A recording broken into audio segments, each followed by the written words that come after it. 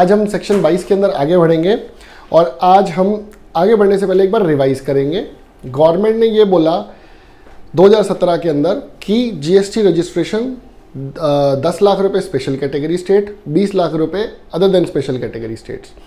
2018 के अंदर एक अमेंडमेंट आई जिसने क्या किया, गवर्नमेंट ने बोला कि भैया कुछ स्टेटें चाहें तो वो स्पेशल कैटेगरी स्टेट से बाहर आ सकती हैं और टर्नओवर लिमिट 20 लाख रुपए करवा सकती हैं अपनी स्टेट में, जिसके बाद सिर्फ 4 ही स्पेशल कैटेगरी स्टेट्स रह गई। इसके बाद गवर्नमेंट ने 2019 के अंदर टर्नओवर की लिमिट को 20 लाख से किया 40 लाख रुपए। उसके अंदर भी गवर्नमेंट ने 6 स्टेटें और जोड़ दी जिसको 40 लाख रुपए का बेनिफिट नहीं दिया, उनके लिए 20 लाख का ही बेनिफिट रहेगा। आइसक्रीम, टोबैको, पान मसाला, अगर आप ये 3-4 तरीके के प्रोडक्ट बना रहे हो फ्लाई ऐश, तो आपको सिर्फ 20 लाख रुपए का ही टर्नओवर का लिमिट बनेगा ऑन गुड्स। कुछ स्टेटें ऐसी हैं जिनको 10 लाख का बेनिफिट है, जीएसटी रजिस्ट्रेशन नहीं लेना 10 लाख के टर्नओवर तक, कुछ स्टेटों में 20 लाख रुपए तक, कुछ स्टेटों में गुड्स के लिए 20 लाख, सर्विस के लिए 40 लाख। ठीक है दोस्तों, अब हम 22 सेक्शन के अंदर आगे बढ़ते हैं। इसके अंदर दोस्तों एक एक्सप्लेनेशन थी, सबसेक्शन आई गेस 1 ही था, यस सबसेक्शन 1 ही था। इसके अंदर एक एक्सप्लेनेशन थी, a person shall be considered to be engaged exclusively in the supply of goods even if he is engaged in exempt supply of services provided by way of extending deposits, loans or advances in so far as the consideration is represented by way of interest or discount। वो क्या रहा है, आप किसी से interest पे पैसे ले रहे हो या दे रहे हो, सॉरी इंटरेस्ट पे इनकम है आपकी इंटरेस्ट की इनकम है, you are earning money by interest और discount by extending deposits, loans और एडवांसेस, तो हम उसको सप्लाई ऑफ गुड्स ही मानेंगे, सर्विसेज नहीं मानेंगे। बेसिकली अगर आपकी इंटरेस्ट की इनकम है तो आपको आपकी स्टेट में 40 लाख रुपए का या 20 लाख रुपए का जो भी बेनिफिट है वो मिल जाएगा। 40 लाख ही मान के चलूँ मैं, आपको गुड्स का बेनिफिट तभी होगा, अदरवाइज बाकी स्टेटों में तो 20-20 लाख ही है, गुड्स और सर्विस सेम है। ठीक है ना, तो जो अदर स्टेट्स बचती हैं 10 के अलावा, 10-11 के अलावा, अगर आप उन स्टेटों में हो और आपकी इंटरेस्ट और डिस्काउंट की ही सिर्फ इनकम है बाय एक्सटेंडिंग लोन्स, तो आपको वो हम गुड्स में ट्रीट करेंगे और आपको 40 लाख रुपए तक कोई जीएसटी रजिस्ट्रेशन नहीं लेना, जबकि ये एक सर्विस है। तो सर्विस के अंदर सिर्फ एक एक्सेप्शन हमें पता चला जहां पे 40 लाख रुपए की लिमिट मिल जाती है। ठीक है जी, आइए अब हम आगे बढ़ते हैं। अब एक बात बताइए, आप 2017 में हैं और वैट नंबर और एक्साइज नंबर आपके पास ऑलरेडी था, आपको किस दिन से जीएसटी का रजिस्ट्रेशन करवाना चाहिए? दिमाग लगाइए सर, जिस दिन से जीएसटी रजिस्ट्रेशन, जिस जीएसटी नंबर का मतलब ऐसा 1 जुलाई 2017 से जीएसटी स्टार्ट हुआ एक्ट, तो उसी दिन से रजिस्ट्रेशन लेना चाहिए। बिल्कुल ठीक बात है, यही हमने एक्ट में लिखा है। Every person who on the day immediately proceeding the appointed day is 1 July 2017 is registered or holds a license under the existing law. Existing law was VAT, excise, service tax, whatever indirect tax, shall be liable to be registered under this act with effect from the appointed day.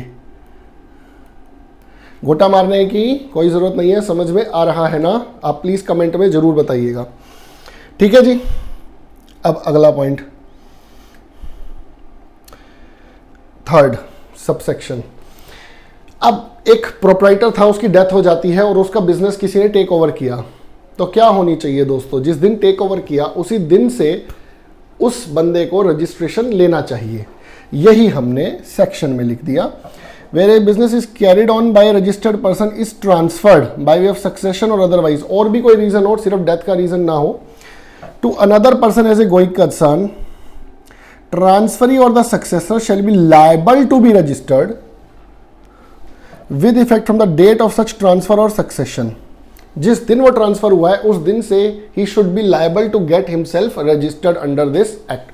यहां पे दोस्तों death के case में government ने 96/2019 I guess circular number है, उसके अंदर एक प्रोसेस लिखा है कि डेथ या सक्सेशन या ट्रांसफर के केस, डेथ के केस में ही है कि आप कैसे उनका input tax credit carry forward करोगे नए जीएसटी रजिस्ट्रेशन के ऊपर। उस पर भी वीडियो बन रही है, आपको 1-2 दिन में उसके ऊपर भी वीडियो मिल जाएगी।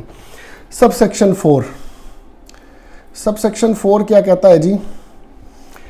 इन केस ऑफ ट्रांसफर और sanction of A scheme, amalgamation. दोस्तों अमलगमेशन डीमर्जर जो है वो कंपनीज में होता है और रजिस्ट्रार ऑफ कंपनी से जब भी डीमर्जर होता है एक सर्टिफिकेट ऑफ इनकॉर्पोरेशन आता है।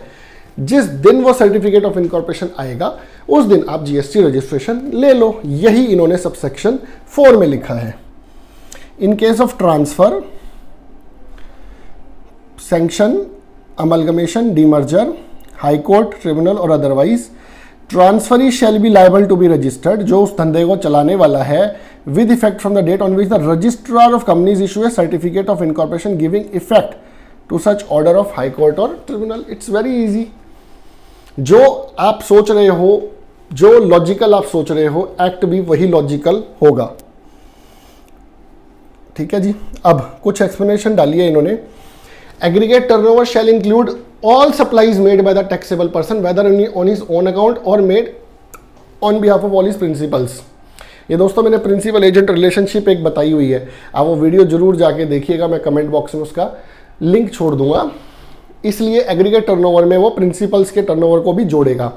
अच्छा सर एक बात बताएं, मैं जॉब वर्कर हूँ, मैं क्या करता हूँ, कपड़ों के ऊपर सपोज बटन्स लगाता हूँ, ठीक है, बटन की कॉस्ट मान लीजिए 10 रुपये।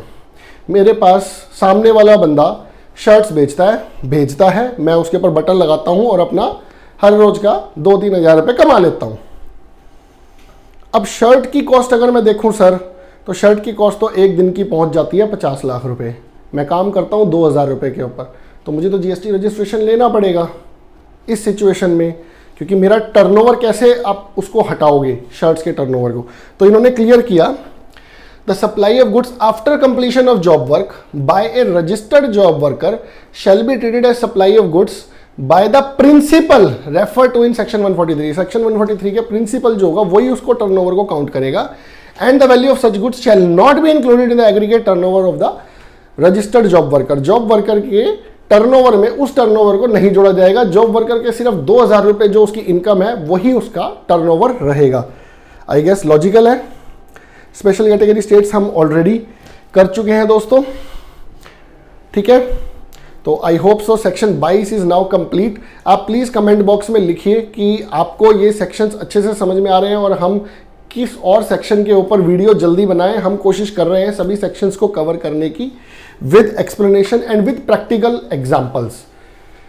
आशा करता हूं आपको हमारी वीडियो पसंद आ रही होगी। आप ऐसे ही हमारे चैनल के साथ बने रहिए। जय हिंद दोस्तों।